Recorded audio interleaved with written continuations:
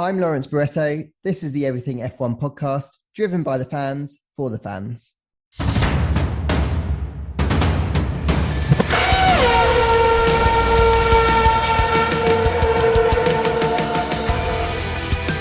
F1 podcast. This is the Everything F1 podcast. Today we talk about the Baku Blowout. And we've got our special guest, Lawrence Barretto. Stay tuned.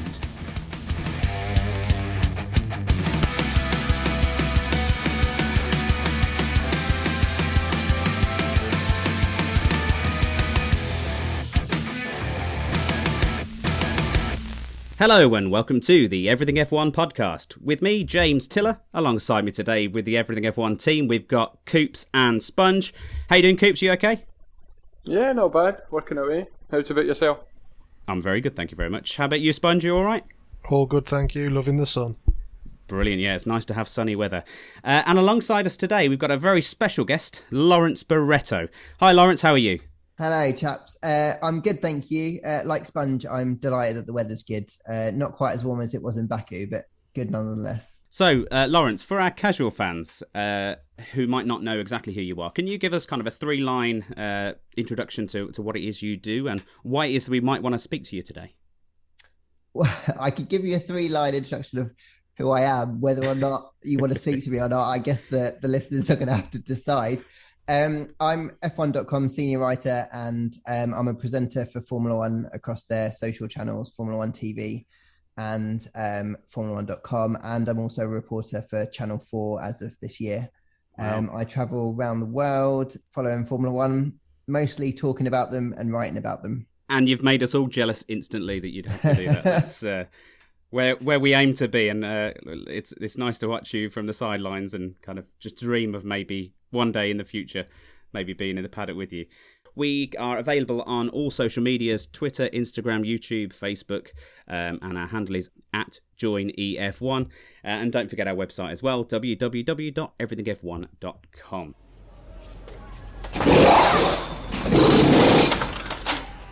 So, first things first, before we chat about your career and have an interview, let's talk about the race that we had at the weekend. Now, I don't know about you, Lawrence. It was a bit of a mad one. What can you kind of summarise how you felt about the race weekend?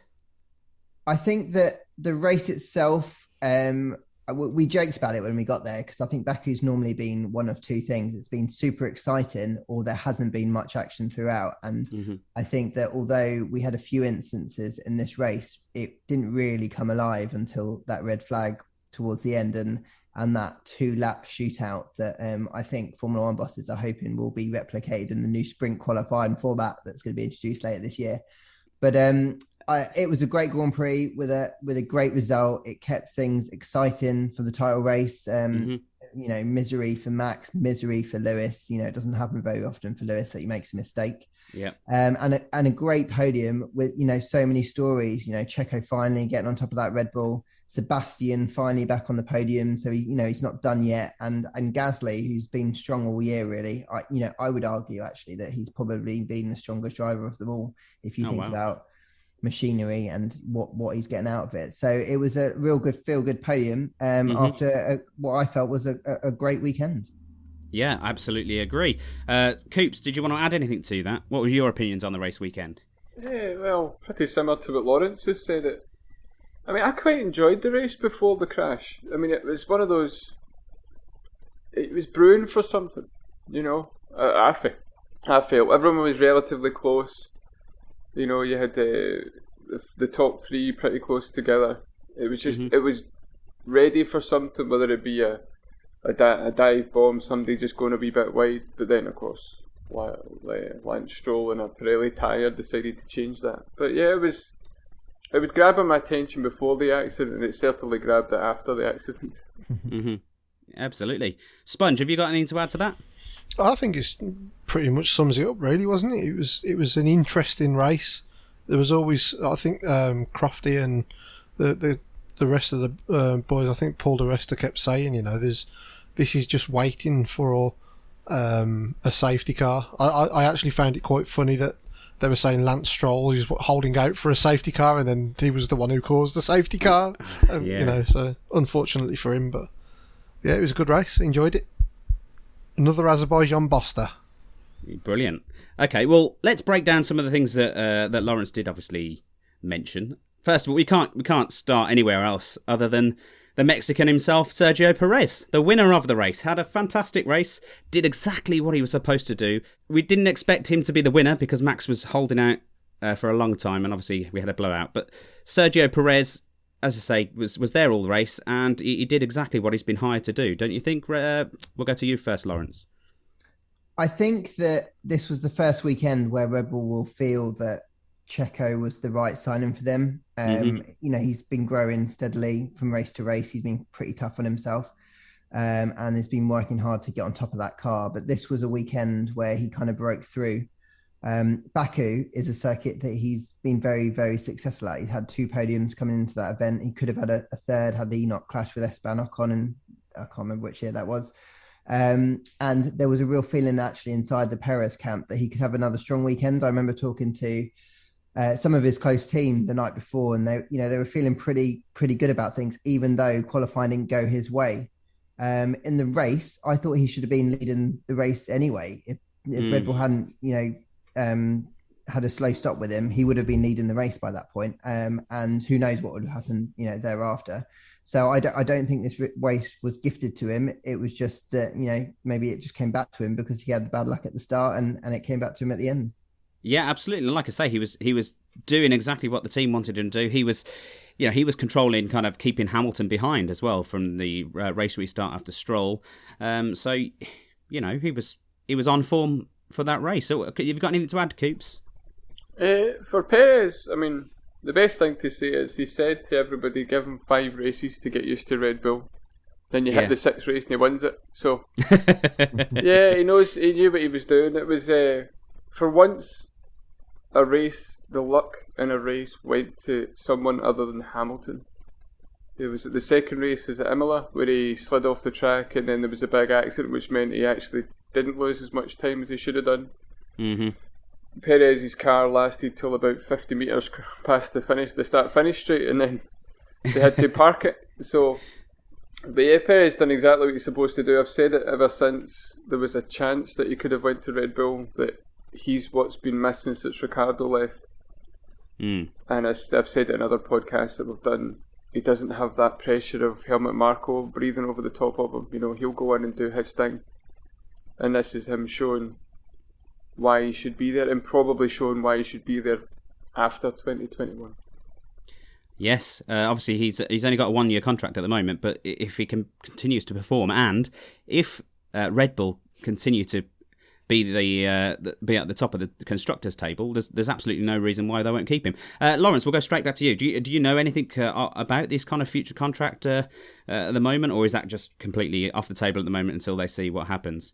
I think that for Red Bull, they're always in a fortunate position where they're not in a massive rush, really, to decide what's going to happen, both at the Red Bull team and AlphaTauri. I think that what you guys have said is exactly right. I think as long as Checo keeps doing what he's doing, even with Max's problems, Red Bull then left that weekend with a championship lead that is more than 20 points. And that could be significant as things tighten up, and especially with Valtteri Bottas struggling somewhat at the moment.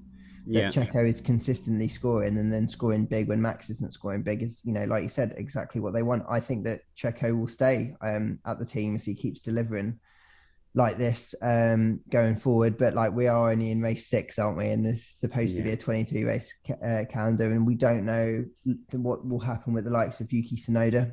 Will he ascend to the point where Red Bull can't say no to promoting him next year? There's so many unknowns at the moment that I think it's too early to say. It is. It probably is a silly question for me, really. A bit of a premature question. Maybe you can have you on towards the end of the season and you can give us your opinion on that. There's no such thing as a silly question, by the way. I think the driver market thing is just people are talking about contracts from before the season's even started. So I think it's a legitimate question. I just think that at the moment that they're not ready to confirm yet. If he'd gone and won the first 6 races, okay, maybe they might have signed him up, but I think it's too early so far. Well, Spunge actually is an advocate for Perez actually beating Max Verstappen this year, aren't you, Spunge? I think given half the chance he will. I think since I said that, to be honest with you, Max has kind of shown a bit more maturity overall, which will probably stand him in good stead. But I do genuinely think that once Sergio gets used to that car, he's really, really going to at least push Verstappen probably further than he's ever been pushed before. So looking forward to it. What do you think about that, then, Lawrence? Do you think Perez could actually outperform his teammate, or do you think there's something secretly behind the scenes holding him back from that? Or so there was some data that I was looking at in pre-season testing where if you took the best times and mini sectors and what have you that Checo did in both short runs and long runs, he was actually quicker than Max in both of those metrics. Obviously, the trouble is it's easy enough to do that once. To do it consistently is harder, and that's obviously what we've seen throughout the time. There's been those peaks where Checo's looked right. He had that front row start. He's had moments where he's been good. So I would agree with Spunge. I think that as he gets more settled, he'll be able to push Max more. But I think, if anything, that will just probably push Max to the next level rather than Checo being able to beat Max. But then we don't know. Max could have another race like this. And then Checo could score big, and then suddenly Checo's in the title fight. Like, it's just this season already, we're seeing quite big results and big swings in a way that we haven't really seen in Formula One over the last few years. So it'll be interesting to see how that develops through the year. But I think the more that Checo gets on top of that car, and he's clearly getting on top of it quickly, and the guys love him at the team. Yeah. Oh, good. I think that he could be a real talking point as the year goes on. He is, and we will definitely speak about him a lot more as the season progresses. Let's move on then. Sebastian Vettel, the four-time world champion, had a very good race. And he had a big smile on his face all weekend, just because he felt a lot more comfortable. Obviously, he had that error in... well, it wasn't an error, really. It was due to other mistakes on the track. So he wasn't able to qualify where he wanted to. But... What are your thoughts on Sebastian Vettel, Lawrence? He's got his mojo back, or did he always have his mojo? It's just been held back by the other team. Yeah, I think that he really struggled in that last year at Ferrari, and I don't think that he became a worse driver, or that he lost his ability to do drives that can secure the result in Baku to win races and to compete for titles. I've always rated Sebastian, and I thought that he just struggled mentally at Ferrari. It just wasn't the right place. I think he came to Aston Martin. It was exactly the new lease of life that he needed. They were always going to put their arm around him, kind of make him feel welcome. He was just unlucky that, he hardly got any laps in testing, the fewest of any of the race drivers. Then the car hasn't been as good as they all thought it was going to be this year, which means they're chasing their tail. So it's all of these factors put together meant that he just had a really slow start. And what was great is he obviously got to Monaco, didn't let him phase him. And on a track where the driver makes more of a difference, he managed to string a strong weekend together. Exactly the same in Baku as well, but with the confidence, obviously, of that strong result in Monaco. And it's amazing what a little bit of momentum can do. And I think he's great for that team now. I think he's exactly what they needed. He's doing exactly what they signed him for. And I think he'll go from strength to strength. He'll always be limited, of course, by the car. I don't think the car is going to, they're not going to be able to do this week in, week out. Right, okay. Because they're all going to be swapping development to next year. Pretty soon, and they have got on a conventional track, they've got a bit to catch up on the rest, but I think the confidence Sebastian will get is going to make the difference, that 10 or 15% difference, to trying to haul that car into places it doesn't deserve to be, and that's what I think is particularly exciting. Yeah, absolutely. It was just great to see that Sebastian Vettel smile, and him standing on top of his car at the end, and the whole team, everyone was behind him, cheering once he was granted that podium at the end. Have you got anything to add about Sebastian Vettel, Coops? No, I just enjoy seeing him being the Vettel that we remember. I mean, he's a four-time world champion. He goes to Ferrari. He's not going to forget how to drive a car. And as much as the car itself didn't suit Vettel, I don't think the team really particularly helped him. I think they kind of hung him out to dry a wee bit last year.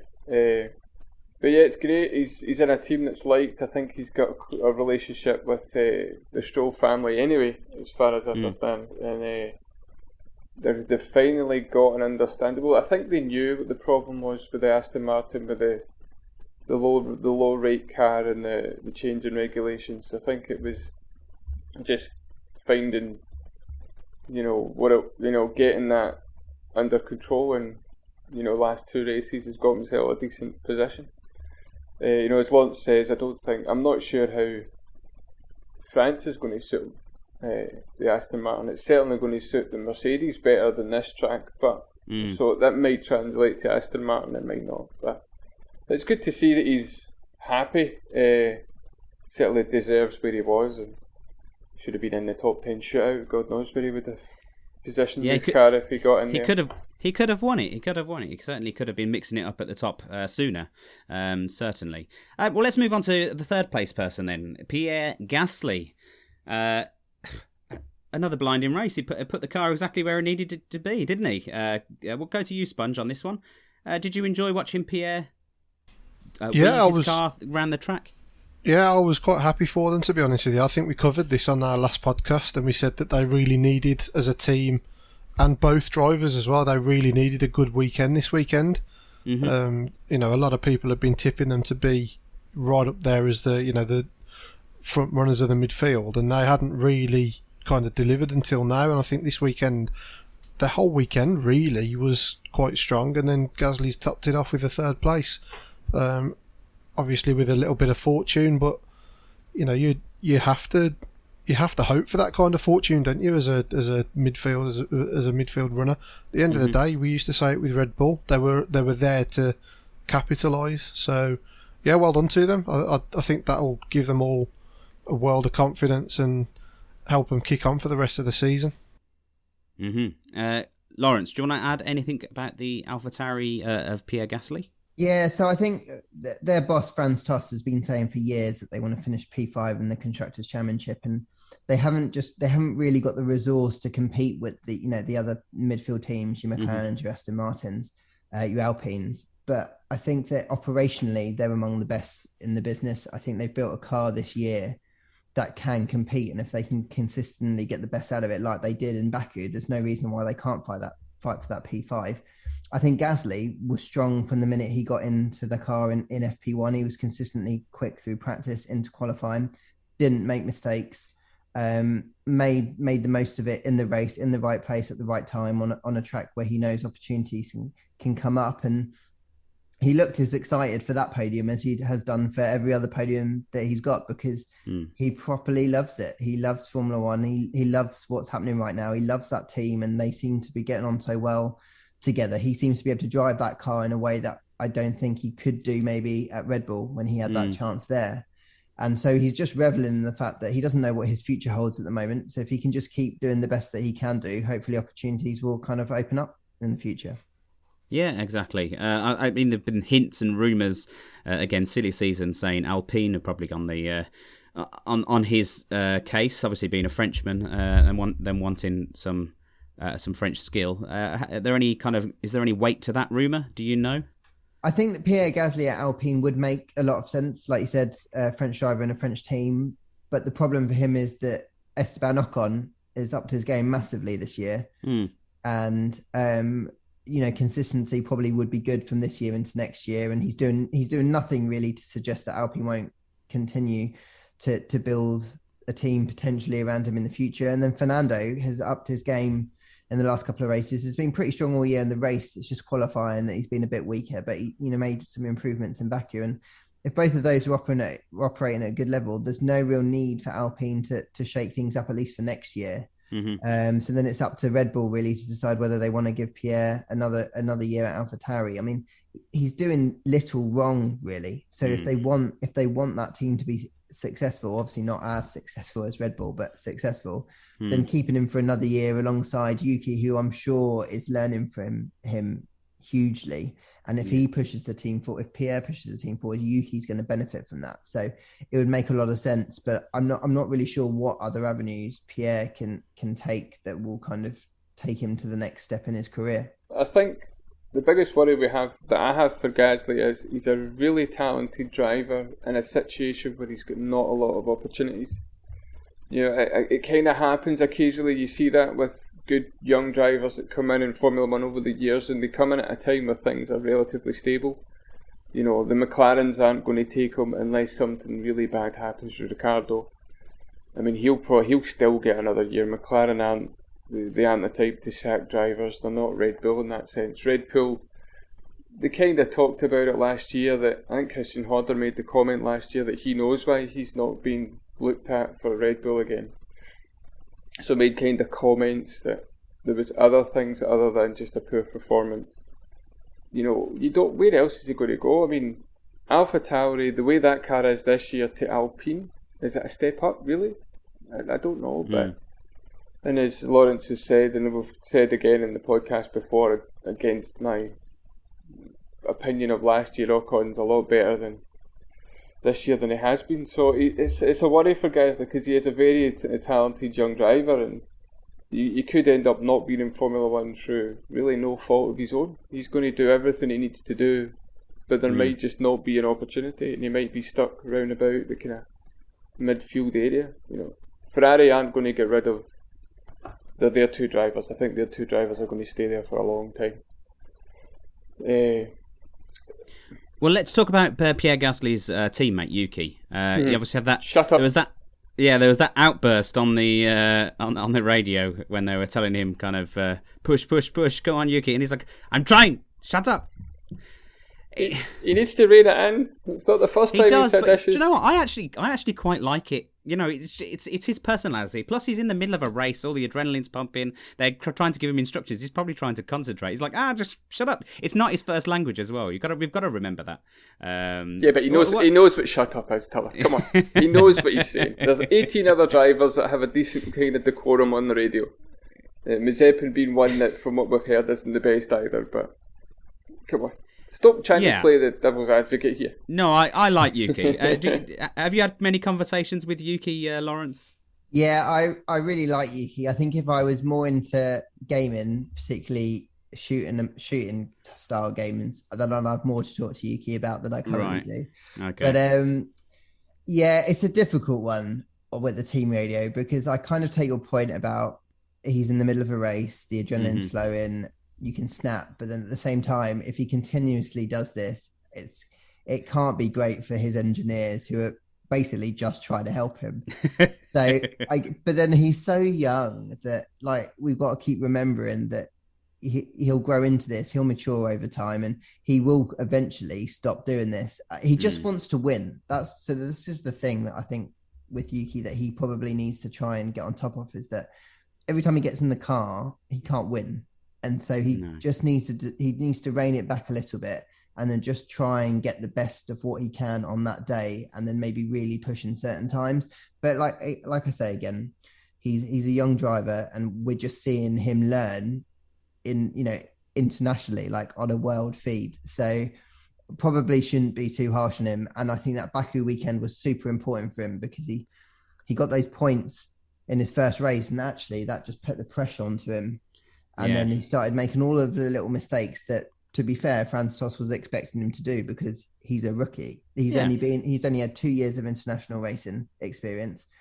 We can't forget that. So, and he's learning on the job in Formula One. So I think he's doing a great job. I think he's the star of the future. I think he'll be in a Red Bull in the years to come. And he's a great personality. And I think if he can kind of bottle that radio personality into a more digestible format, and then we get to see more of him and his personality off track, I think people are going to love him. I think he's going to be an absolute star.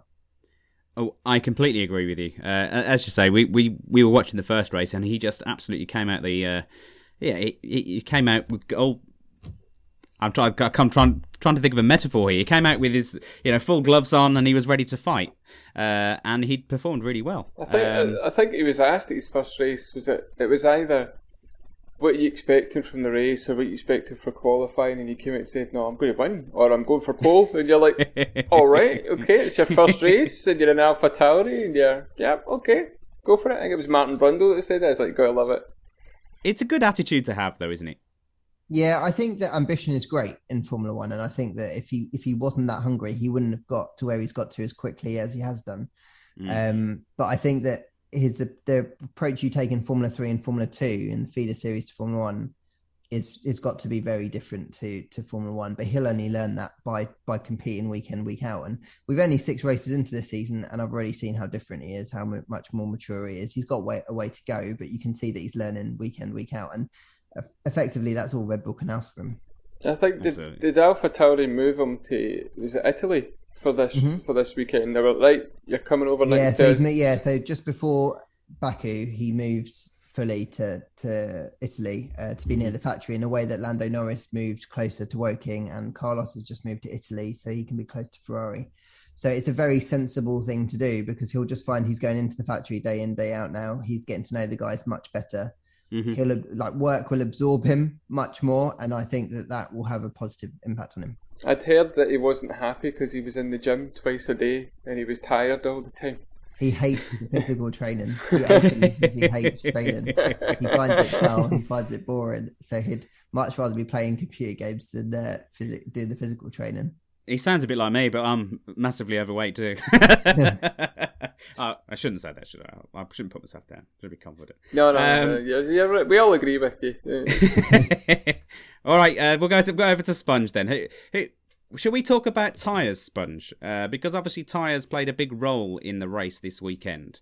Pirelli obviously they were using the softer set of tyres this weekend in Baku, and we had 2 blowouts, didn't we? Do you want to tell me a little bit about the Stroll blowout and what your opinion was on that? I think, yeah. I mean, essentially, they've said that it was debris. I don't think anybody's seen any debris, obviously, anywhere to suggest that was the case. I think Pirelli are running out of excuses, to be honest with you. But yeah, I mean, essentially, Stroll was minding his own business, waiting for a safety car, and ended up in the wall and caused the safety car. So, I laugh, but it's not really a laughing matter, is it? A full tyre failure at that speed, going into a concrete wall. I think it kind of brings back some very dark memories for me, obviously with the Senna crash and that kind of thing. But yeah, I mean, then he was physically shaking. You could see kind of visibly shook because of this crash. Obviously, he made his announcements over the radio. Just get me out of here, kind of thing. Lawrence, do you? Obviously, as a Formula One man, you probably do have to stick with the official line of what's said. Debris or blowout? Well, firstly, for Lance, I feel bad for him because he had a big accident in Mugello as well, so he's not had the best of it in terms of accidents of late. I guess from my point of view, we just have to wait until the investigation comes out. To be fair, I did a track walk on the Thursday ahead of the weekend, and there is stuff on the track anyway. There's cans, there's all sorts of litter and rubbish. I'm not saying that's what's caused it, but it's a street circuit, so stuff gets onto the circuit. We saw that branch fall down in front of Charles Leclerc as well. It could be all sorts. It's also like a circuit where they reach high speeds, so the tyres are under significant pressure. The idea of bringing the softer compounds to this race, Pirelli said, was to try and avoid a one-stop strategy. So they tried to mix it up. And I can only believe what they say when they say that, their simulations say that the tyres could have gone much longer than they did on both Lance's and Max's car. So I think we have to wait and see if they say it's debris, then it was debris. Nicely and politically that was very said. diplomatic. That was, I think. But we won't press you too hard. Because it was. Listen, I think at the end of the day, you have to take the official line, don't you? I think the thing that sticks in my mind is a bit of a track record is kind of starting to build now. I mean, over a number of years as well. In my opinion, there's been too many failures. I think the first few that happens, particularly that weekend at Silverstone, they had the benefit of the doubt. They came out and said, "Look, we're working to the FIA. We've done exactly what the FIA have asked of us." You had to turn around and say, "That's fair enough." They've done what they've been asked to. You can't really accuse Pirelli, but I mean, they made the decision to go a step softer this weekend, and it really didn't have the effect that they were aiming to. So you've got to question where's the logic really? Surely the safety has to come first. They are in quite a difficult position, though. They've been asked to provide tyres that don't last a race, and now from a tyre manufacturer's point of view, they want to show how rugged and long lasting their tyres are. So, I mean, they were happy to do it. So, it's a difficult situation. It's a difficult one, isn't it? People are obviously baying for a new tyre supplier to come in. They want to see a change. But we're going to have Pirelli till 2024. Is that right, Coops? Sorry, you said it the other day. Yeah, I think it's 2024. I don't have it to hand, but I'm sure I've seen that date. We've got Pirelli tyres till 2024, say, and we've got a new compound coming again next year, or at least a new construction. Yeah, they're going to be 18-inch wheels, aren't they? So they're going to be a completely different tyre next year. Hopefully, a bit more reliable, but maybe they haven't been terribly unreliable in most cases. But it's just certain tracks and certain places. Carry on, Lawrence. Sorry. I was going to say that the other difficult thing is the tyre that we've got this year is effectively the same one that we've had since 2019. Because obviously we pushed the regs back by a year from 21 to 22, so they weren't even supposed to race this year, and that's why they made so many changes to the cars with the floors to try and cut the downforce. But the problem is Formula 1 teams are Formula 1 teams for a reason. They go and push the boundaries to try and get as much of that time back. So Pirelli, for this season in particular, I think we're in an impossible position where they couldn't make a brand new tyre for this year for 1 year. It's not good business sense, and it just didn't make any sense to waste time on development when they're trying to put everything they've got into developing this new generation of tyre. So, if COVID hadn't happened, and we didn't push back 2021, we wouldn't be talking about this. So I think it's going to be a tougher year. They're probably going to have to start doing things like increasing tyre pressures, which the teams won't like. But like you guys have said, safety is important, and they won't for a moment of like the fact that they had 2 issues in Baku. But that is, it's a unique circuit in that sense. There, of course, there's a few other ones on the calendar where the tyres will be put under pressure, but this won't happen week in, week out. No, let's hope not. We don't want to see drivers hitting walls at 200 miles per hour. Well, let's talk about Max Verstappen then. Obviously, I know we have touched on his perfect performance up until that incident. He came into the weekend as leader of the championship, and he leaves the weekend as leader of the championship. So, in fairness, he probably would take that after the crash that he had on lap 48, wouldn't he, Lawrence? The fact that he's still in the lead, he probably thought Hamilton was going to run away with it and be 25 points ahead again, or 20 points ahead again. Yeah, I'm sure that was kind of at the front of his mind when he got out of the car and he saw that he'd done everything right, like he said, in that Grand Prix and deserved that victory, really. And that we saw the frustration when he was kicking that tyre that failed. Mm-hmm. And in the moments afterwards, I saw him and he was pretty frustrated, but actually quite quickly, and even before Lewis had his moment on the track, he'd already calmed down a lot, to be honest. And he was like joking with his team when he was walking over to the medical centre to have a check, because it was quite a big impact.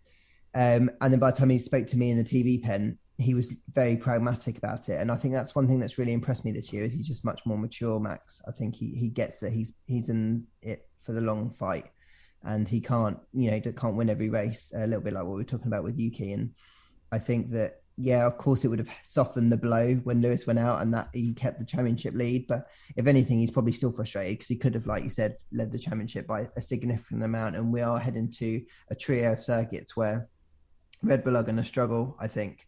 To be on top. I think they'll still be the main threat to Mercedes, but I think that they've struggled to have an opportunity where they could have made a massive dent in both title championships, really. So a tricky one, but I think that maturity is something that he'll take away from it, and it will be a bigger plus point later in this year. He can make those points back up if Red Bull give him a car that can compete. Yeah, absolutely. Well, let's talk about the Hamilton incident then. If you were watching the Channel 4 coverage, have you heard this? Have you heard the big scream from Mark Webber? Who Lawrence? hasn't heard that scream from Mark Webber? I mean, that's commentary at its best, isn't it? I'm trying to play the song. I don't know whether you'll be able to hear it. Not the song, the audio. just because I think it's absolutely brilliant. I want it on the podcast. Where do I do it? Share. There he is. We're underway, lights out, and Perez immediately jumps across. Lewis Hamilton's going to get the lead. Lewis Hamilton takes it away, but he locks off, and he's lost it. But yeah, it was probably a sound that Mark Webber made that many of us at home made at this instance, because we thought, Hamilton's taken the lead quite quickly after the restart for the final 2 laps that they had, kind of a shootout there, and then he pressed the brake magic button and just couldn't brake, so he went on to the runoff area. What were your feelings when you first saw that, Lawrence? Well, firstly, I was impressed that he'd made such a great start, to be fair. Yeah, so he'd got ahead of Checo, and if he'd obviously hadn't have hit this switch that he shouldn't have hit, he would have been leading into turn 1 and probably have won the Grand Prix. And we very rarely see Lewis make mistakes, and so when he was talking in the TV pen afterwards, he was super humble. Like he admitted it was his mistake, and you could see that he was gutted inside because he just doesn't do this. Lewis Hamilton does not make mistakes. It was a dramatic moment. I think it was great from a neutral's point of view. I think it was great for the title fight. I think it was exactly what we needed. I think it would have been tough for many people to accept that Lewis had managed to get a victory on a weekend where he had no right to. Only ask Valtteri Bottas what it's like to drive a Mercedes around there. And after that race in Imola, when he made a mistake and then the safety car saved him and he managed to rescue a result, I think if he'd got a second one in, everyone's going to go, well, what is he doing? Like he's just getting luck after luck after luck.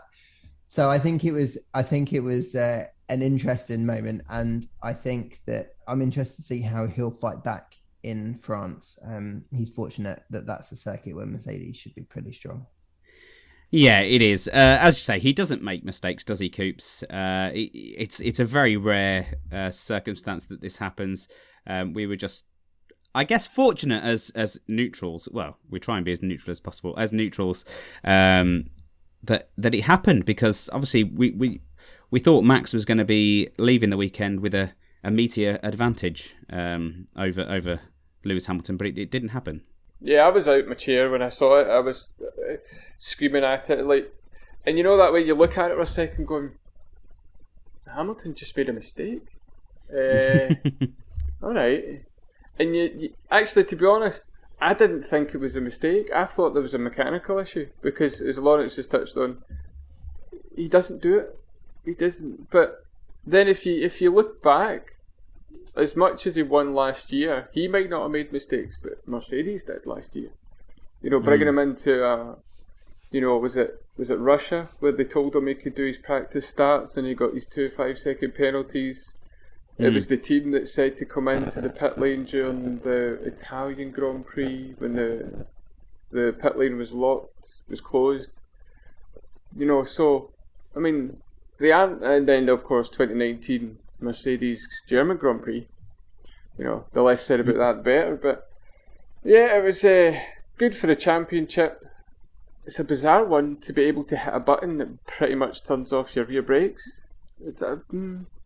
As far as I understand it, what that button is used for is in the formation lap to heat up the front tyres, to heat up the brakes in the front. They switch it, and I think from what I found, what I checked, was it turns the brake bias to like 75% to the front. So it means that the front brakes lock where the rear brakes don't really work as well as the front. And when it's that far to the front, your front wheels are locking up. And if anybody who knows about cars, when you lock your front wheels, you can't turn.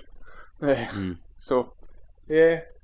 It was good it was good to see. There was a lot of smoke coming out of his tyres on the brakes at the start, so I don't know if that had anything to do with it. He said it wasn't, but it certainly was a bit smoky. We've seen brakes do that for on restarts before, so wasn't so surprising. Obviously, it was this magic, this brake magic button that was the real killer. Certainly was the magic when he touched it in that. He certainly won't be thinking it's magic. No, not at all. How much do we think that Max is in his head this season? Quite a bit. Because I don't think he would have made that mistake without the Max has just gone out. I could leave here with a load of points. Max is really pushing me. I need this, that kind of attitude. And he's blown it. And this is the first time in years, 5 years, that anybody's really kind of pushed him. 2016 was probably the last time, wasn't it? But well, that was the last time. I think Red Bull are in Mercedes' head, Mercedes are in Red Bull's head. I mean, Horner and Wolff are chipping at each other quite well. And I think Horner's come out and made a couple of wee comments already again. We put out a wee thing on our Facebook page about a celebrity boxing match between Wolff and Horner. And it's slowly getting down that route by the looks of things. It'd be great to see. Come on, lads! It's for charity. Let's arrange it. Who do you think who would you take as a winner, Lawrence, between my goodness, Toto and Christian Horner? I mean, Wolff's considerably taller than Christian, so I'm not sure if that's a good thing or a bad thing. I don't know. It would be a tricky one. I think it would be F1's version of Logan Paul, Floyd Mayweather, isn't it? I don't think they would. I don't think they would hit each other. I think they were too busy in each other's corners just shouting across the room and chipping each other. I think. I did enjoy that Toto called Christian a windbag. Yes. I thought that was quite funny.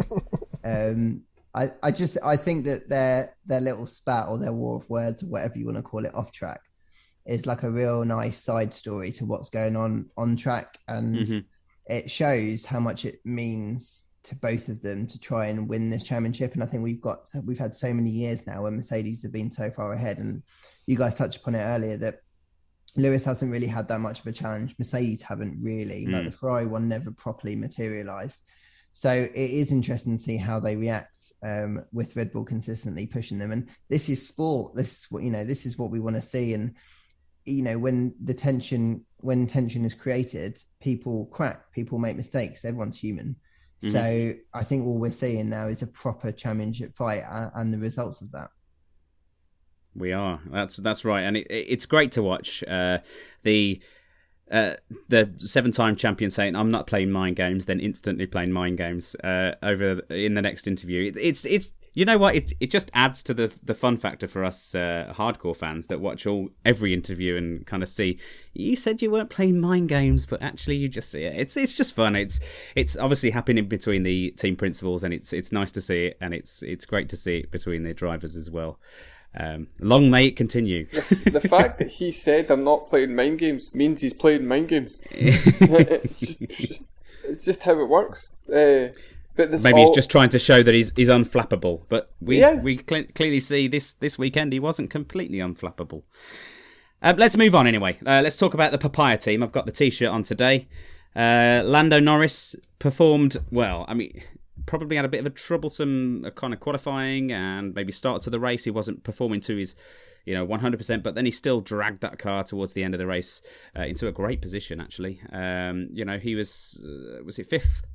Fifth at the end. So he's interesting statistic for you. He's the only driver to scored points in every single race this season. So he's doing what he's there. He's doing what he's there to do, and he's showing that he's got the skill. Previous years, everyone's gone, he's yet to kind of show us his real talent, and this year, every single race is done something special. Lawrence, have you what do you know about Lando Norris and how he's performing this year? I've been super impressed actually by Lando. I wasn't sure which way it was going to go after he kind of broke up that bromance with Carlos and how he would react with Daniel coming in with so much experience, but it only seemed to have energized him this year, and he's really taken ownership of that team, and it's helped him in a way that Daniel's not settled in to McLaren as quickly as I guess the team would have hoped to. And Lando's just made the most of that car week in, week out. I don't think he's really had an off weekend, and even when he's had a bad qualifying, he's managed to recover that quite quickly in the race, and he's keeping them in the fight with Ferrari for P3 in the Constructors' Championship. But he's also reminding the team that he's not young, he's not a number 2 driver. He can be someone who they can rely upon, and Lando's the kind of driver that I think will probably want to stay at McLaren maybe forever. And, he's the kind of like the Ryan Giggs at Man United. I honestly don't see him wanting to leave that team. And so for him to be able to show them this year that he can do that is super important to him, and I think moved him up another level. I'm intrigued to see how he reacts when Daniel does get on top of that car, because Daniel will do that. Yeah, and it's interesting to know how he will cope with Daniel maybe beating him for a succession of weekends, whether he can keep his head up and stuff. So that's another spicy story. There's so many great storylines, and that's just one of them, I think, going into this year. Yeah, and it's great to watch. Spunge, obviously you're another McLaren fan. You're enjoying watching Lando kind of stamp his authority on the on each circuit this year. Absolutely, I think he's proving now that they made the right decision. I mean, you know, he's proved, hasn't he? Really, that even you can put somebody like Daniel Ricciardo in a car, you know, in the same car as him, and he's showing him the way. I know that Daniel still has to get used to the car, and he takes his time. We say this week in, week out, but how long do you kind of say, well, actually Norris is just doing a better job? But yeah, I mean, I think that was the one thing when Hamilton went off, I jumped up because I was like, Lando's going to get a podium, and then I realised Hamilton had gone off, and I was like, oh my god, Hamilton's just gone off. But my first reaction was like, get in there, Lando, have a bit. So, you know, he's there or thereabouts, and I think he's really pushing Daniel, and I think just to be in that position just shows how good he is. I'm really, really excited for his future. I do completely agree. I think he's the kind of person that will just stick around at McLaren forever. And I hope he does. I'll be very proud of him if he does. He seems like he's got that loyalty, he's got that drive. So yeah, long may the papaya rise. Well, let's go to each of you to talk about one more driver each. We don't want to talk about every single one because we'll be here all night. So, Lawrence, who would you like to choose out of the people that we haven't spoken about yet about their race this week? Well, I think only because if we've just briefly talked about him with Ricciardo, I think that you're right. I think he does need to get on top of the car pretty quickly, but it's really easy to forget that he didn't have any testing in an old McLaren before he got there. He had 1.5 days of testing to learn a new car, which is nothing really. And we've seen Sebastian struggle, Fernando struggle, Carlos struggle to an extent in a new team. And I think people underestimate how difficult it is. It's the buttons, the systems, the way you talk to your team. And even Lando said this year that car is much harder to drive, or it's a different type of car than it was last year. It's slightly more unpredictable. Right. And Lando has the basis of a couple of years at McLaren to really build on, and having been in the family for years now, 4 or 5 years. And Daniel doesn't have any of that. So he's got to make sure he doesn't drop his head. I think he was kind of making progress this weekend, actually. And it was annoying for him that he crashed in Q2. Because he was building up to something then, and it put him on the back foot. But even in the race, I thought he showed, if you look at all the data, he was much better in that Grand Prix, even if the final result doesn't show it, than he has been in Grand Prix gone by. So the quicker he gets on top of things, the quicker we've got a spicier fight between him and Lando, a spicier fight between Ferrari and McLaren.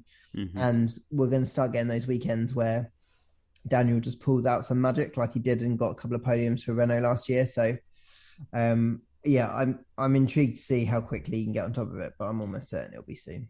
It needs to be soon, doesn't it? Because Ferrari have just overtaken McLaren in the constructors, so they're 2 points ahead.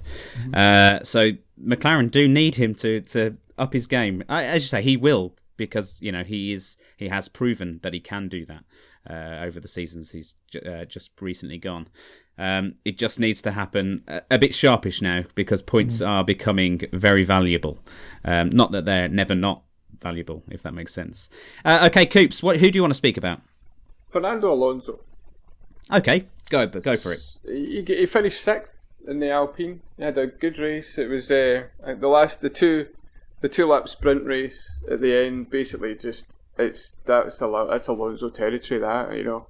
If you want a driver in a 2-lap sprint and you could pick anyone, you're picking Fernando Alonso, because he just puts that car where it needs to be, to the detriment of a lot of folk around him. So yeah, it's the same as Ricciardo. I mean, he quietly got on with it. can't really compare him to Ocon because Ocon's Renault engine turned into a bag of spanners 4 or 5 laps in, I think. Yeah, I think it was the gearbox or the engine, one of the two. But yeah, Fernando Alonso just showing why he's back in Formula 1. It was good. And then, he's shaken off that rust that maybe he came into this season with. Well, there wasn't much being Fernando Alonso, and we might need to have a separate discussion about Valtteri Bottas because being where he was at the end of the race and probably one of the best cars on the grid is just not acceptable. But I think it's not just him. I think there's other issues behind the scenes with him. There's a team issue at the moment. He was very much the supporting role in qualifying, which meant obviously after the incidents that he wasn't able to get out there and perform a lap with somebody else in front of him breaking the toe, making giving a him toe the for toe, him. yeah. Giving him the toe, yeah, that's the but word. Then in the 2 laps sprint, he dropped 2 or 3 places. I think the Alfa Romeo's passed him. He's a driver that if you stick in the midfield, he doesn't go anywhere. Daniel Ricciardo goes forward, Alonso goes forward, Hamilton definitely goes forward. Bottas just doesn't seem to push. You stick him in 10th on the grid. I think he stayed around about 10th more or less the whole time. But there's other things going on. The comments from Toto Wolff after the Monaco Grand Prix saying it was partly his fault with the wheel nut and just general. I believe he did apologise about that or clarified that at the start of the weekend, though, didn't he? He shouldn't have said it in the first place. Keep that within the. Have a chat within the thing. Don't come out and say, "Oh yeah, the wheel nut machined itself to the axle." That was the driver's fault. What? No, come on. What are your thoughts on him, Lawrence? We'll go over to you for Valtteri Bottas. He obviously had a terrible weekend. He's had a couple of terrible weekends on the trot. Yeah, he's had like you said, 2 bad weekends. He's struggling in a way that Lewis is too, but not to such a great extent with the tyres. Essentially, he can't get them into the window. So yeah, he dropped at the restart. Of course, he dropped back because he can't get the tyres to warm up, and so they were cold tyres, and he was buggered really. But it was disappointing that he wasn't able to make much progress through the field during the Grand Prix. He had the setup that had slightly more downforce on. That seems like it was the wrong way to go because Lewis with the lower downforce seemed to have more performance overall. I feel a bit bad for him really because he's at a loss to really explain what's going on. He feels like he's going as fast as he can in the car in the way that's set up at the moment. Yeah. And when that's happening, it means he's genuinely not got any answers. And so they're going to have to go backwards and start again and then build it all up. And the season's going very quickly now. I think he's not scored in 3 of the 6 races so far, which, that's going to heap the pressure on him. It's difficult for him. He's not performing at a time when George Russell is doing a decent job at Williams. He's missed a Saturday in qualifying. He's banging on the door of Mercedes daily, probably going, sign me up for next year. And it's going to be difficult for Valtteri if he doesn't start turning things around very quickly. Ultimately, he's not doing what the team need him to do, and that score points it, especially this season, because Red Bull, well, they're in the lead of the constructors, so he needs to be bringing in those points. So he's not doing himself any favours, is he, Sponge? No, not at all. I want to raise a steward's inquiry here as well, by the way, because Coops took Alonso from me as my other driver to mention, and then he just went off and then chose another one, which was my other choice, which was Bottas. Come on, there's penalty points that need adding out here. Oh, don't talk about penalty points. It wasn't a dangerous manoeuvre that I did, so I shouldn't get penalty points. Maybe just a grid drop. All right. Complete unsafe release of the second driver, to be fair.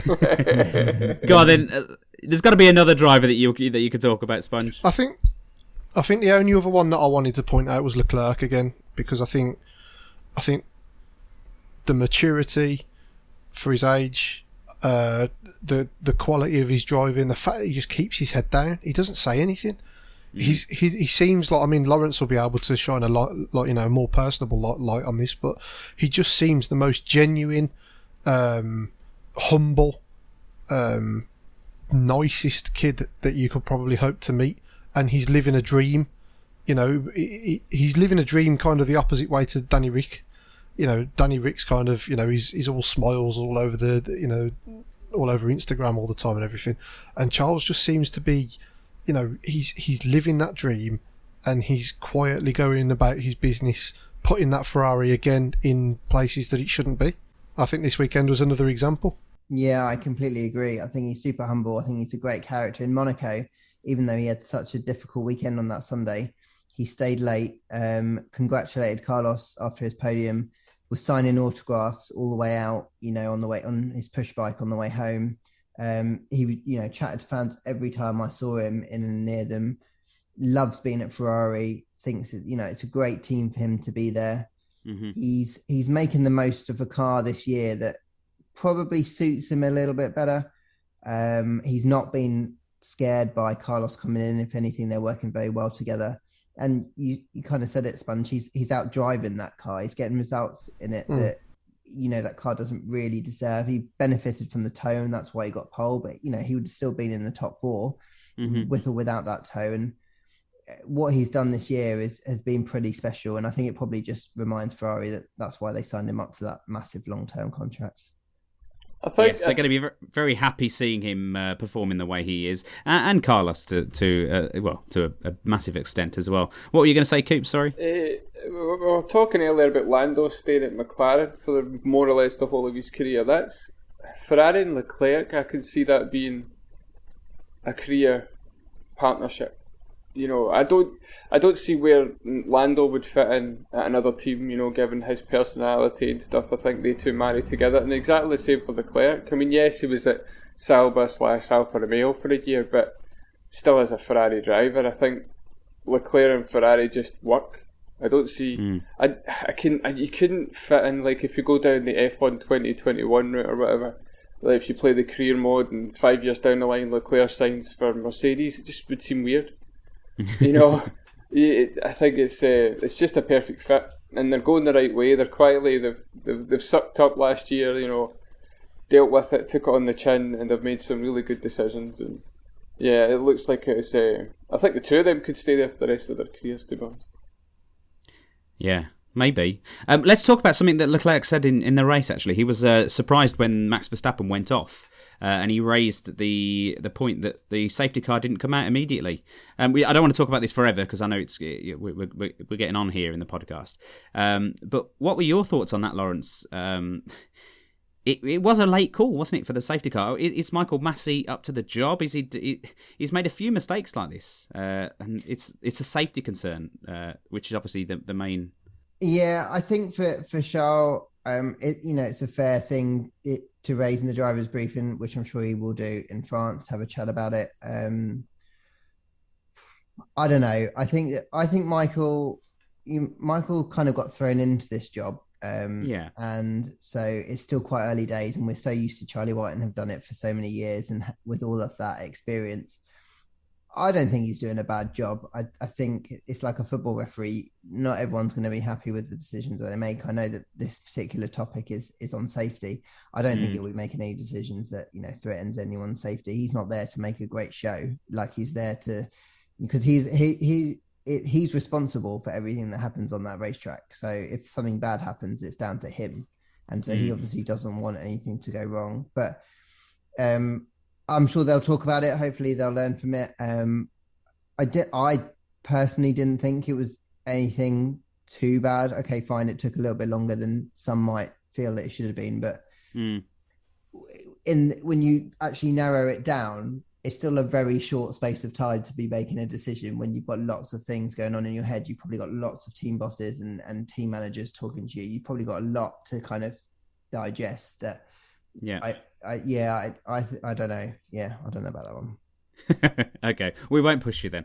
The last person I want to speak about then is Nikita Mazepin almost trying to kill his teammate. There is rumours and rumbles about him having to go and do some military service in Russia.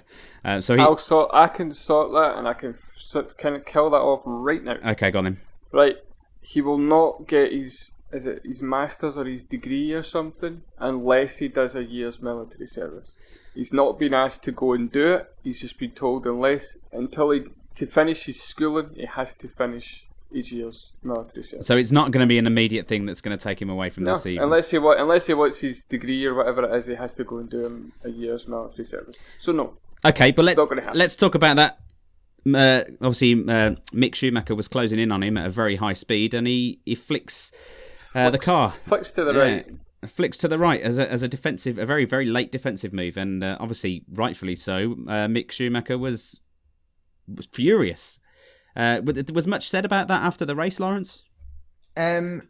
Publicly, no, but I'm sure they would be discussing it behind closed doors. I think that they're both rookies. That doesn't excuse any actions, but I think that it's difficult for those guys because they're driving a car that's at the back of the grid, that they're not really going to be challenging for anything. Mm-hmm. And so the key thing for both of them is to beat the other one, and so therefore it's much more intense than it would be for positions at that back end of the grid. I think that both are kind of chasing their tails a little bit to try and show that they deserve to be here. Mm-hmm. Mick's doing a better job than Nikita, but then he has come here as the F2 champion. And it's always going to be quite difficult to drive a car that is kind of performing in the way that it is done. Like Nikita's had tons of laps in a Formula 1 car, but it's been a Mercedes, which is obviously going to operate at a very different way than the Haas is at the moment. So, it's a tricky one. You can see why Mick was annoyed because of the speeds in which they were going. I'd like to think that obviously Nikita didn't do it deliberately. And I'm pretty sure that's something that the two of them and Gunter would have sorted out on Sunday night before they left. Okay, well, that's all we really need to talk about the race. And there were obviously probably a few other points that we could go on, but we will be going on forever. I'll quickly read out the results. It was obviously Perez first, Vettel second, Gasly third, Leclerc fourth, Norris fifth, Alonso sixth, Tsunoda seventh, Sainz eighth, Daniel Ricciardo 9th, Raikkonen 10th, Giovinazzi was 11th, 12th with Bottas, Schumacher was 13th, Mazepin was 14th, and Hamilton was 15th. And Latifi obviously had that incident where his team told him to stay out when actually they meant come in, so he was 16th. Russell was a DNF, Verstappen was a DNF, and Stroll was a DNF, and of course Ocon was a DNF after lap 4. So it was a great race, really interesting, and I know I enjoyed it, and I'm looking forward to many more races in Baku in the future.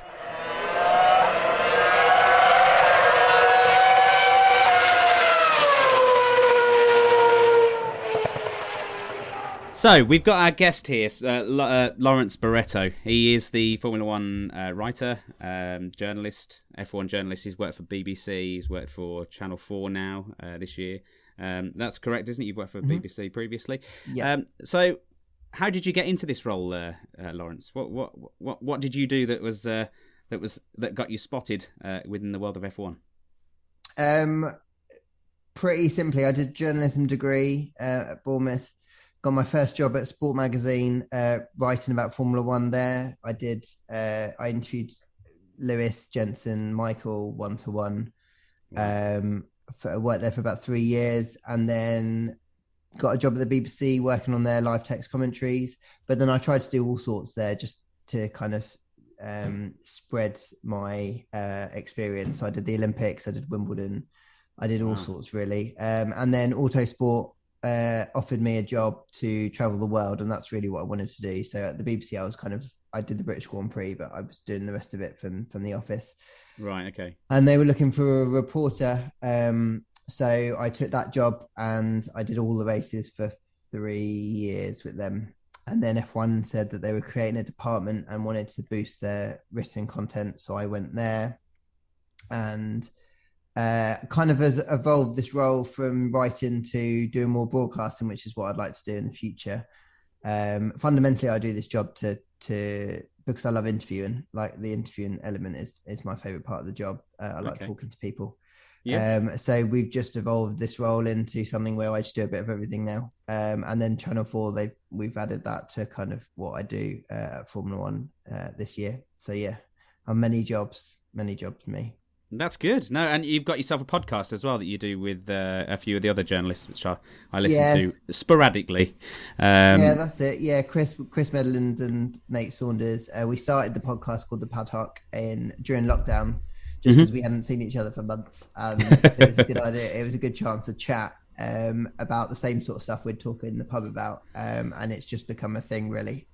So it's good fun to do, because like this one, you just get to chat to your mates. So it's time well spent. Yeah, absolutely, brilliant. So should we go to Coops or Sponge for a question? Let's go to Sponge first. Question. So I've decided that this is a question that I'm going to ask everybody that travels the world with Formula One, because I think it's a good question to help fans kind of plan if they're looking at going abroad. But past or present, if you could choose a race, not just a circuit, but a race weekend that you like the most, like in terms of the circuit itself, facilities, travelling to and from the cities around there, where would you recommend? I think Singapore.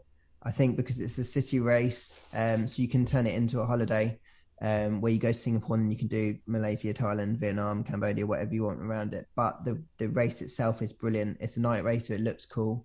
You can have the fan zone is great, and what they do in terms of things to do other than just watching track action is really good. They've got concerts every night. There's tons to do in the city.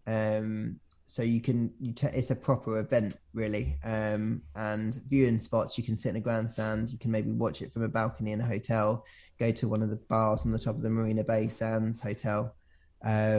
It's a proper event that I think that if you're trying to convince someone in your family to go to a Grand Prix, there's enough other things other than Formula One to say, no, look, you can do this, that, the other, and actually the Formula One's pretty cool. Then I think that is a good one, and it would be followed very closely by Canada for many of the same reasons. Really, Montreal, you can get the tube there; it's not very far from downtown. Great restaurants, great bars, plenty to do.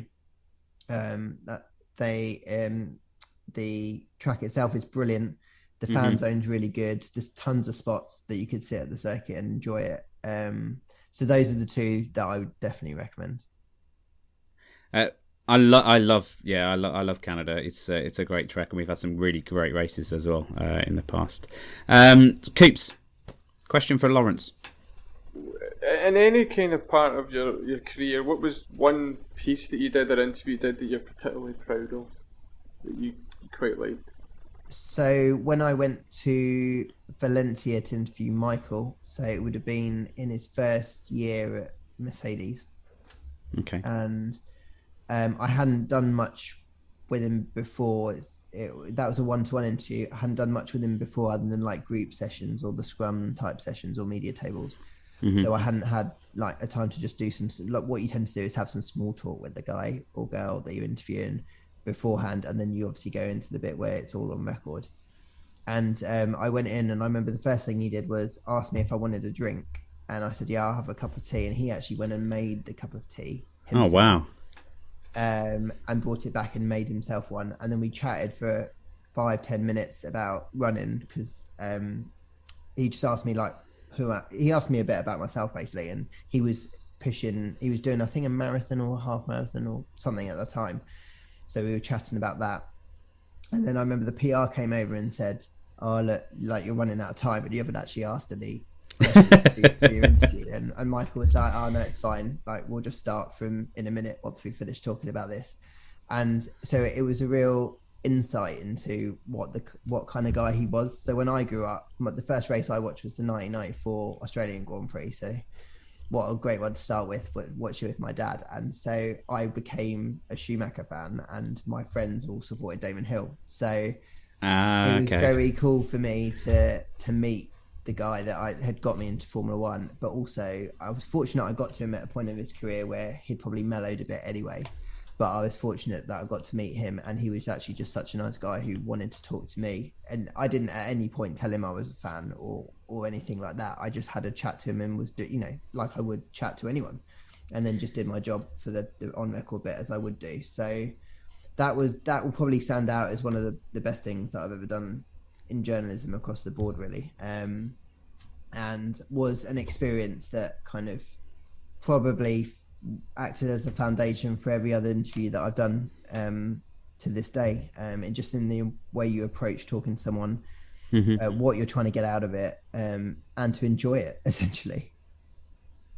Okay, so conversely then, so you've had a proud moment. You had a great moment with what would have been probably your idol, looking at Formula One drivers. Have you ever stuck your foot in your mouth and said the wrong thing in an interview?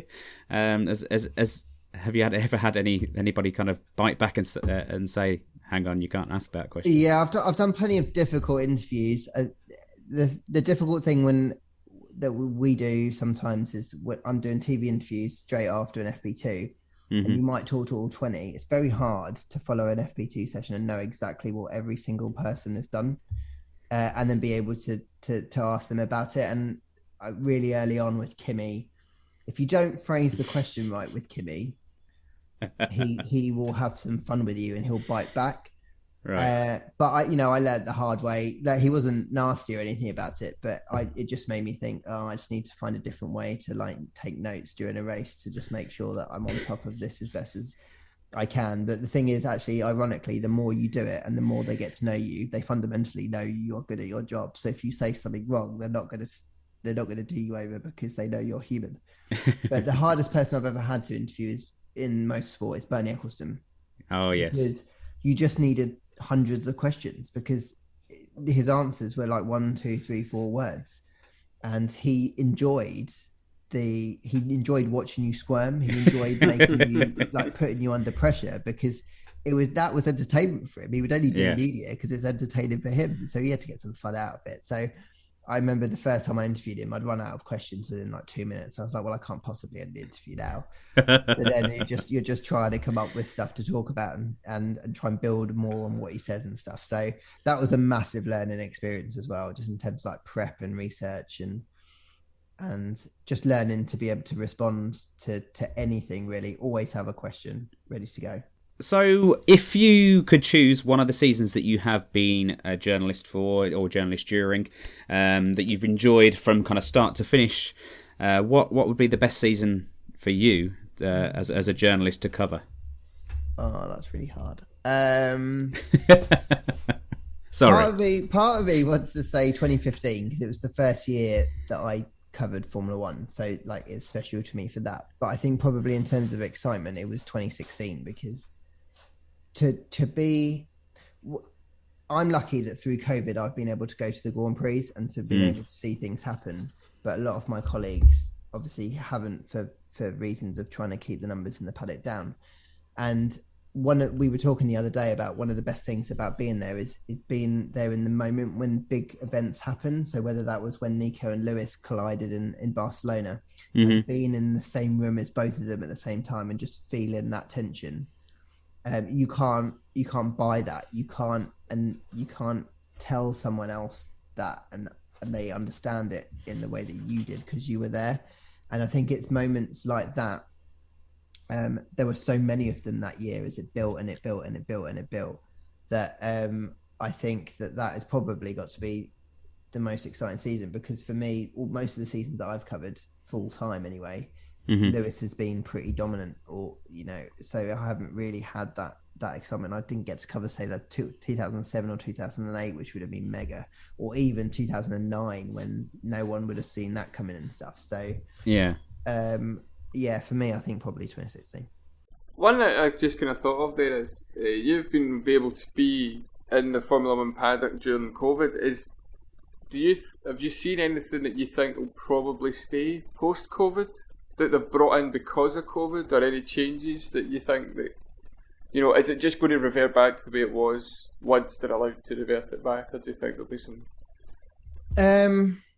No, I don't think it will go back to the way it has done, but I think the teams have probably seen other ways in which they can make their drivers available to fans, to media, that they can continue to do once the world gets back to normal. I think that we will revert to things like plenty of guests back in the paddock, sponsors back in the paddock, that kind of thing, and fans getting closer. But I think there'll be a way whereby we can utilize the sports property, I guess you'd call it, better, so that everyone gets the most out of it. So, but I think there are certain things that the teams will be delighted to stop, like Zoom. I think the drivers are just bored of doing media things on Zoom because it's too sterile.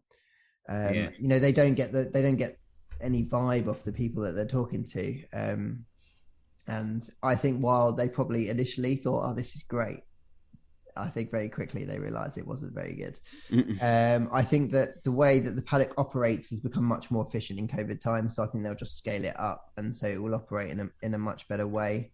I think that things like scrums, so like you used to get camera crews getting very close together, kind of jostling for position to speak to a driver who's then buried in this like group of people. I think that's the end of that. I just don't think we'll see that anymore, because I think people won't be comfortable with that kind of invasion of personal space.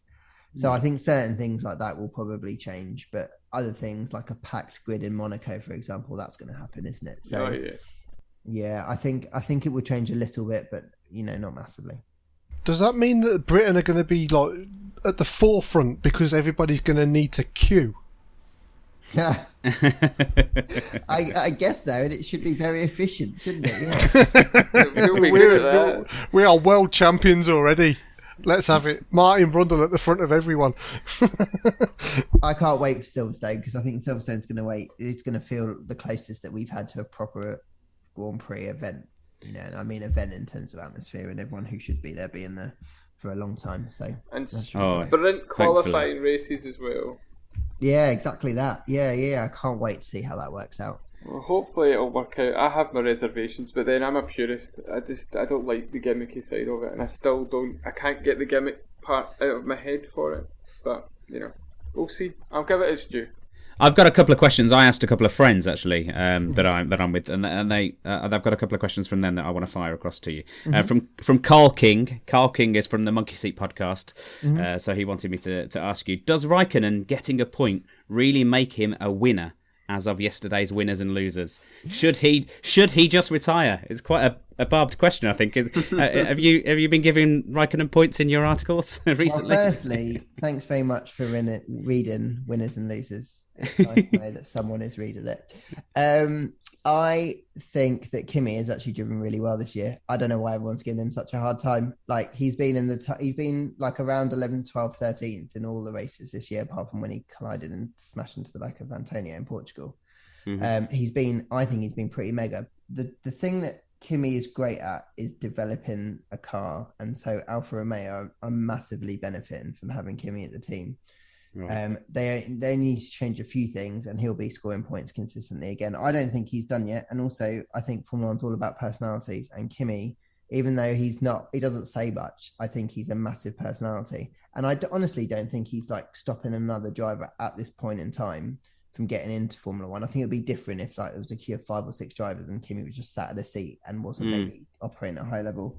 But I think he's doing enough to do that. And I think Antonio's learned so much from him that's going to make him a better driver. So especially while Alfa aren't kind of fighting at the front of the field, I think having Kimi in that team is hugely beneficial. Cool. I've got another question from Steve Jackson, actually, from the Grid Talk podcast. Can I ask Lawrence, now that we've got a good spread of circuits under our belts, does he believe that Red Bull truly have the more competitive package overall, or are they just capitalising on the Mercedes having a couple of off-colour weekends? I think that they do have the best package, but not by very much. And it is quite circuit specific. So I think you're going to get certain circuits like France where they're not going to be the best package. And right. I think Merc are going to be in a position where they could get a 1-2, for example. What Red Bull have to do is go to circuits like, you know, the Red Bull Ring, where they've performed pretty well in recent years, and smash it out of the park. I think that they then have to make the best of it when they go to, say, a Silverstone, and it's going to be a bit harder. And then win it circuits like Hungary, where, you know, they should do. I think I think they're really much in the fight. I think because development's going to switch very quickly to next year, what they've got is what they're going to have, you know, pretty soon once the next run of developments get put on the car. So I think we could be quite competitive towards the end. And then actually one of them is going to have to make a big decision. Do they divert a little bit of their budget from 2022 back into 2021 just to make the difference to win? And for a team like Red Bull, who've struggled to have a championship winning car, that's going to be super tempting, isn't it? Of course. For Mercedes, less so really, because of course they want to win this year, but they'll probably see the longer game. Whereas Red Bull might think, if we don't win this year, like BMW gave up in that year and then never won the title again. Mm-hmm. If we don't win this year, and then what if they don't get it right next year? And the history suggests that they probably won't get it right first time around, or at least from the very first race. Then they potentially throw away winning the championship for several years. So, there's so many things to play out this year. It's great. It is a really good year. I'm enjoying every single race. Every race has had something special to talk about and something specific to that circuit or specific to the, to a certain driver in the race.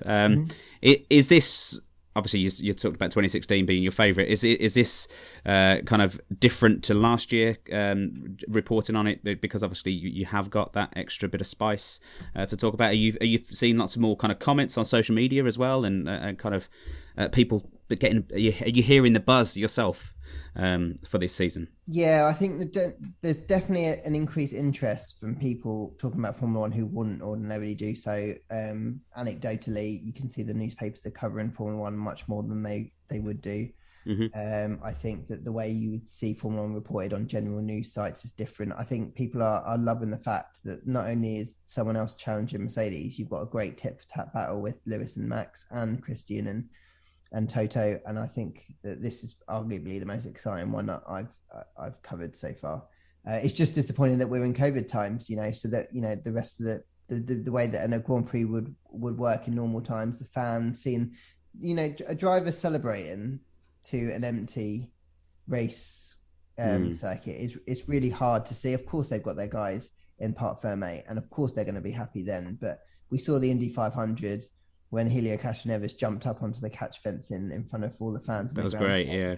Like massive fever, and we just obviously just don't have that. So the quicker that we can return to something like that would be great for Formula One. That's what this season needs. I think it needs that kind of that love from fans and having those grandstands packed to really make the most of the fact that they have got a proper title fight going on in front of them.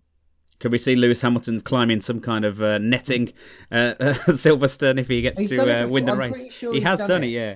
He's done it before, hasn't he? And I'm not sure actually what capacity Silverstone are allowed. Is it still 25%? Is it 50%? I'm not sure what they're allowed at the moment. But that grandstand in front of the pit lane will at least have an amount of fans in it. And I think you might see Lewis doing that kind of thing. If he wins. Especially because the title fight will be so tight by then. Hopefully. Oh, yes, definitely. Okay, well, I'll ask a question that we ask every single person that comes on our show. We've had a mixture of answers. You have got £5 English. You're going to put it on either Max Verstappen or Lewis Hamilton, I'm guessing, to win the season. Which one would it be out of the two? Who's going to win this year with your £5 English? Lewis, I think. Oh, Any reason? It's going to be close, but I'm not sure Max is going to do it on the balance of what the circuits we've got left are. I'm just not sure it's going to happen. I think, I'd say Lewis. He's got the consistency, hasn't he? And he's experienced in that kind of field. Okay, so what about this is not the strict question that we ask everyone, but the constructors. Can you see Red Bull maybe pipping Mercedes to the post on the constructors? Yeah, I do think that one's the interesting one, actually, especially the way that Perez is driving. I can't see him going backwards now. I feel like we're on an upward trajectory now. And so now it's that constructors is probably going to be decided by Perez versus Bottas. Yeah, which is not much of a fight at the minute, really, is it? Well, at the moment, you're right, Coops. It's not. But I guess let's move away from these two circuits where tyre warm-up's hugely important and see what happens on a more conventional circuit. And I imagine Valtteri will be, he's stronger in Austria generally, and he's all right at France as well. So I imagine if we have 4 races, we'll suddenly be, we'll have forgotten this run of races that Valtteri's had. You never know. Okay, well, I realise the time. We've kept you for quite a while now. Thank you very much for coming to speak to us. It's been really interesting, and we would love to have you on again in the future, maybe towards the end of the season, if you'd be happy to come along to speak to us. Yeah, sounds good. Thanks very much for having me, guys. I've enjoyed it. Brilliant. Good luck cutting this podcast out because we have been chatting for quite a while. Oh, it's fine. That's Adam's job. That's nothing to do with me. Thanks, Adam. Thank you. All that's left for me to say is thank you very much for coming to listen to us today, to our fans. Thanks to Lawrence for obviously speaking to us. We are obviously on all social medias. That's Twitter, Instagram, YouTube. Facebook is our biggest following, and they're all at the handle Join EF1. We, of course, do have our website as well, www.everythingf1.com. Please make sure you subscribe to this podcast. It really does help us and gets our voices into the ears of more of our listeners. Lawrence, is there anything you want to promote while you're here? Your podcast, your articles, where to find you? Yeah, so you can read all of my written work on Formula1.com. You can follow stuff that we do on Formula One social channels, which is across Instagram, Facebook, and Twitter. They're probably going to tell me that I should have promoted something else as well. But you can get the F1 TV, which is the streaming service. Obviously, watch Channel 4 for the highlights. And, yep, we do a podcast called The Paddock, which is across all the places where you normally get your podcasts. Thank you very much for listening to our podcast this week. We will catch you all next time for our preview of France. See you again soon. Bye-bye, Coops. Bye-bye, Spunge. Bye-bye. Bye-bye, Lawrence. Thank you. Cheers, guys.